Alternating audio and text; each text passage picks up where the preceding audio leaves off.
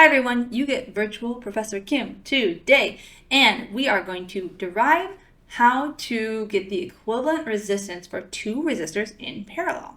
And on the left up here, you can see that there are two resistors, R1 and R2, and we want to make it look like this equivalent resistance on the right here.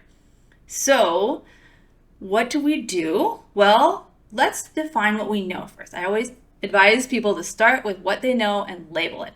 So we can say, well, we know that Req, if we're going to get the equivalent resistance, it needs to have a current through it. So we're going to have a current here. We call that I.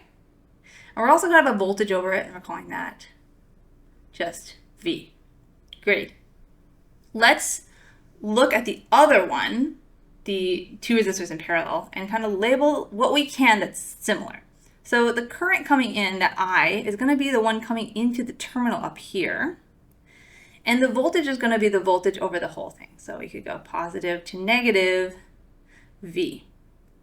Okay, but that's not all we have in the parallel resistor setup. We also have two branch currents coming through the left branch and then the right branch. So because we have R1 and R2, let's name those currents. This is going to be I1, and then we're going to name this I2. Okay?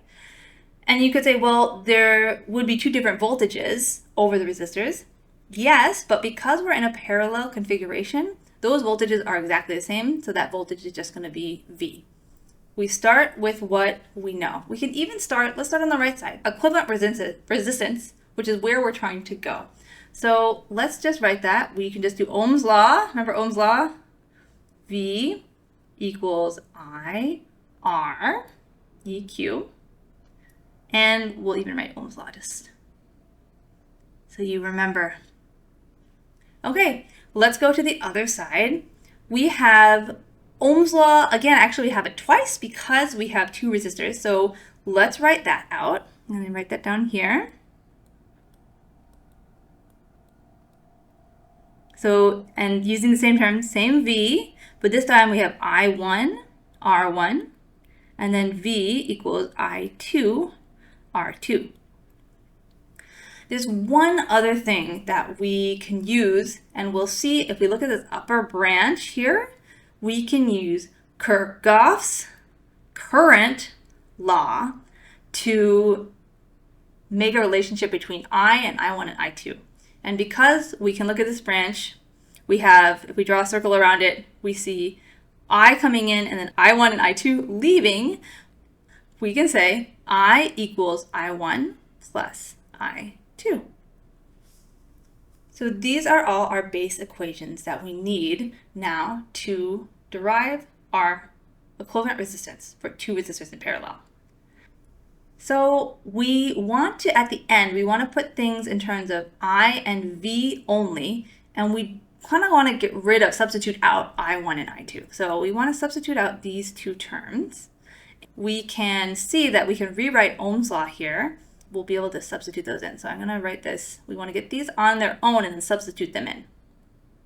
So we can rewrite I1 equals V over R1, and then I2 equals V over R2. So that's coming from this equation there. And then we can plug that into the KCL. So this one's going to go up here, and this one will go up here. And then we'll get I equals V over R1 plus V over R2. We get V, and then we have 1 over R1 plus 1 over R2. Beautiful. So we see we're in a very similar setup to our final equation, but we need to move some terms around a little bit. So I'm going to flip the 1 over R terms here over to the other side, and I'm going to rewrite it. And you'll see, I'm going to take it up here now, V equals I, and then I have 1 over R1 plus 1 over R2. So this Req here is the same as this term here. So if you're happy with that term, you can kind of stop and you can, that's your term, you can plug it in, for example, but we can also simplify this term. So Req is equal to the one circled in pink here, but let's just simplify it a little bit more. Req equals that, but I'm going to start changing things around. So I'm going to multiply each fraction so that we get an R1 and R2 in the denominator. So it's going to be R2 divided by R1, R2 plus R1 divided by R1, R2.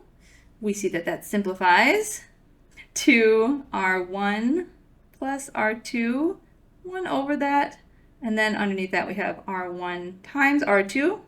Flip that around, and we're going to get R1, R2 multiplied together in the numerator, and then R1 plus R2 in the denominators. So our final equation is going to be this REQ down here is our equation for the equivalent resistance. So to review, we are deriving the equivalent resistance of two resistors, R1 and R2, in parallel. We use Kirchhoff's current law, and we use Ohm's law on both of the resistors, and put everything in terms of just what we're going to see on the equivalent resistance side, which is just the voltage and then the current coming into the main terminal. And then we will write the rest of the values as REQ. So you can see the REQ can be written as it is in pink on the right. But then once we simplify it, we can get REQ written as R1 times R2 divided by R1 plus R2. And that's the equivalent resistance for two resistors in parallel.